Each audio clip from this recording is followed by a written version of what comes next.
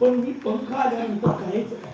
कशा करता मला पंख येणं म्हणजे मी पुन्हा जिवंत राहणार कशा करता? प्रभू रामचंद्रांनी सांगितलं नाही, त्या रावणाला मारण्याकरता मग आपण दोघं जाऊ आणि रावणाला त्या मारू, म्हणजे मला तुझं सहकार्य लागेल. जटायू थोडा हसला. प्रभू रामचंद्रांनी विचारलं काय गरज आहे? जटायूंनी सांगितलं, तुम्ही माझ्या अंगावर हात फिरवल्यानंतर मला पंख येतील, इतके तुम्ही बलवान आहात याच्यात अजिबात शंका नाही, अजिबात शंका नाही. तुम्ही बलवानच आहात, बलियात आहात.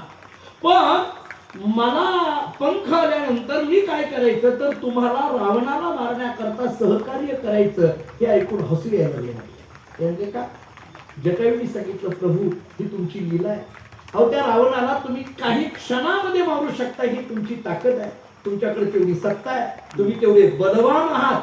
त्यामुळे माझं सहकार्य घेऊन तुम्ही रावणाला मारायचं म्हणता, याच्यामध्ये मात्र हास्यास्पद आहे. कारण रावणाला मारण्या इतकं लागणारी ताकद तितके बलवान मुळातच तुम्ही आहात. बळीया माझा पंढरराव. त्याच्या पुढे बोलतात ऐका. आता जटायू सांगतात, प्रभू मला पंख नको, माझ्या अंगावर हात फिरू नका, मला पंख नको, नव्हे नव्हे मला आता जिवंत राहायचं नाही. रामचंद्र प्रभूंनी सांगितलं, असं का म्हणतो? जटायूंनी प्रभू रामचंद्रांना प्रश्न केला, प्रभू आता माझं शरीर कुठं आहे? म्हणजे माझ्या मांडीवर. म्हणजे माझं शरीर कुणाच्या मांडीवर आहे? तुमच्या.